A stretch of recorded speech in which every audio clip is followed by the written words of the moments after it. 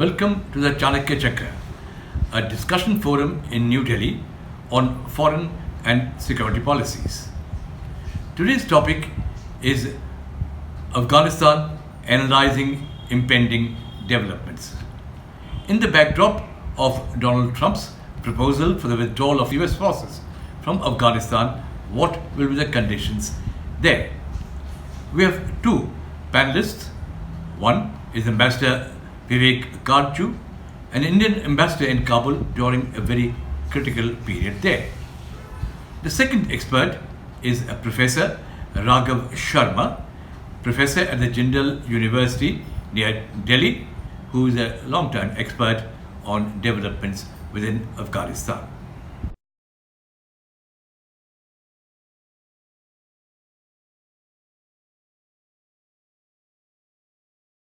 With the impending withdrawal of the US forces from Afghanistan, what is the state of Afghanistan today and what are the immediate implications? Afghanistan is ostensibly being run today under the Islamic Republic's constitution. The Taliban don't accept this constitution and they want essentially the re-emergence of the Islamic Emirate. The intra-Afghan talks would focus on not only political issues but also on constitutional issues, and therefore a new fused constitution will have to emerge. That will be a very contentious process, and therefore it's difficult to say precisely what will come up following or during the intra-Afghan talks and what will emerge from it. Meanwhile, there'll have to be a holding operation, and unlike the situation after the Bonn conference where there were precise structural indications, there was an interim government and then a transitional government and then the adoption of the constitution. At this time, those stages are not there, at least not so till now. So during this interim period, what will be the nature of the political system or the political authority in Afghanistan? That is an imponderable. And second, if things start fraying, what would happen to the Afghan national security forces? That also may become a question mark. What then are the implications for India?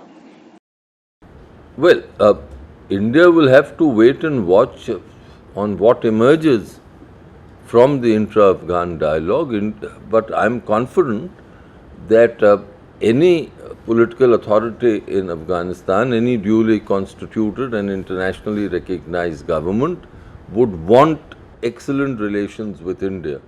That has been the course of Afghan history, and except for the period of the Taliban control between 1996 and 2001, India has enjoyed top-rate relationships with all Afghanistan governments, irrespective of their political hues. I see no reason for that to change. Let us bear in mind that the regime which was in Kabul between 96 and 2001, that of the Islamic Emirate, was not recognized internationally. Only 3 countries recognized it then: Pakistan, the United Arab Emirates and Saudi Arabia. That will not be the situation that will come about following the intra-Afghan talks. Now, India has a strategic partnership agreement with Afghanistan. I don't foresee a change in that agreement with a successor government. There well may be that the successor government may want similar agreements with some other countries, but that will not impact majorly on India. With the impending departure of the US forces from Afghanistan, what do you see are the immediate developments within Afghanistan? So the impending American withdrawal is going to have, I think, very significant repercussions for Afghanistan, but also I think for the larger region. I think within Afghanistan, the challenge is really going to be how is this going to pan out politically and militarily in Afghanistan.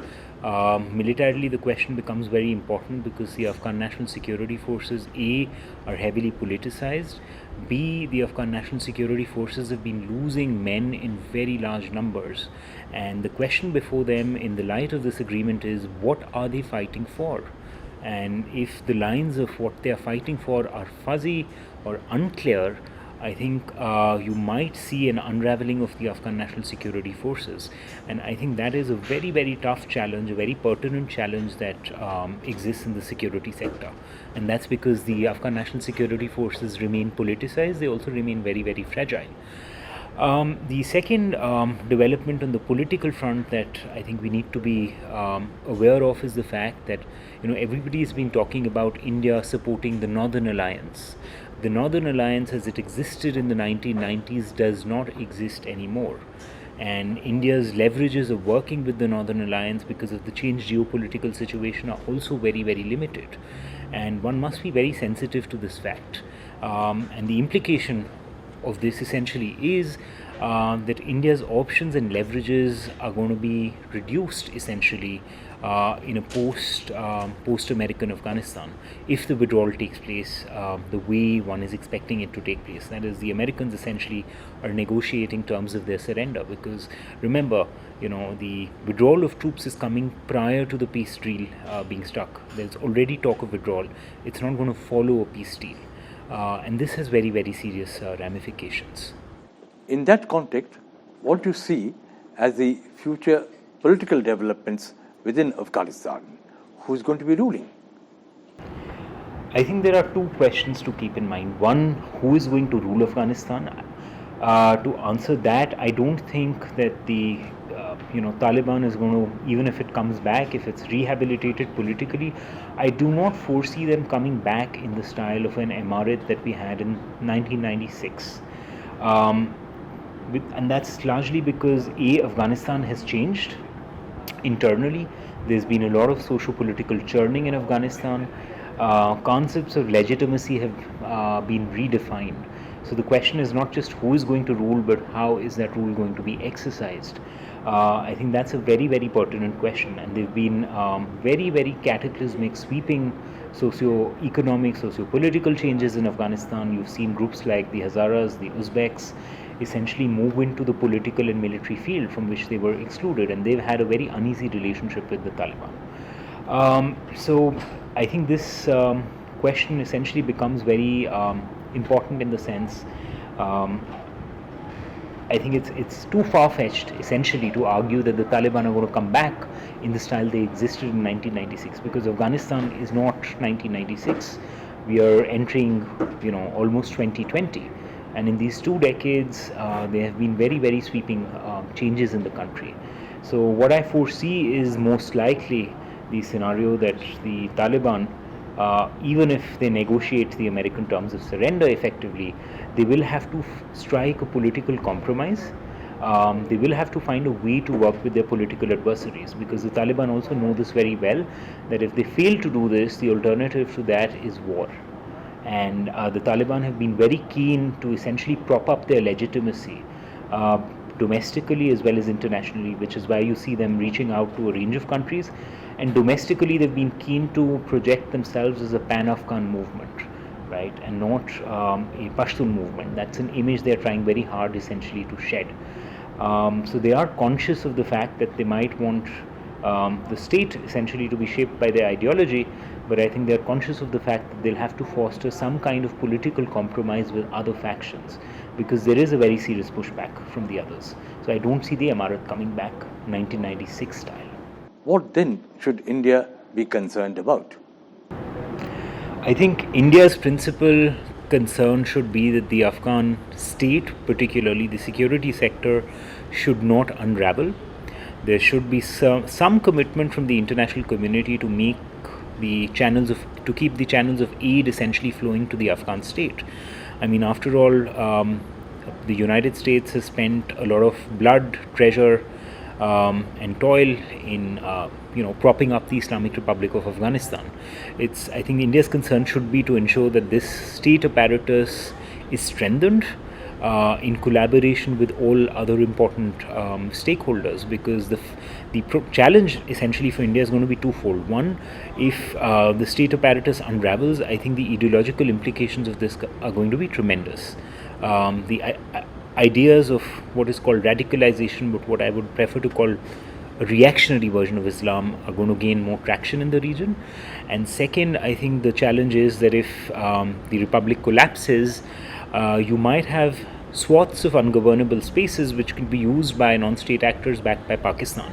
And it's going to be very convenient for the Pakistani state to basically shun any responsibility for these groups. It's already happening in Nuristan, and it's already gone unnoticed in the Indian strategic community. So I think from that perspective, that should be our core focus and area of concern. We have just heard from two experts regarding the implications of US withdrawal and the possibilities within Afghanistan, essentially from a local domestic perspective. In the second part of the podcast, we will be examining and analyzing the implications of developments in Afghanistan on the external factors. One, particularly with India, and the second on the larger geopolitical developments in the Indo-Pacific.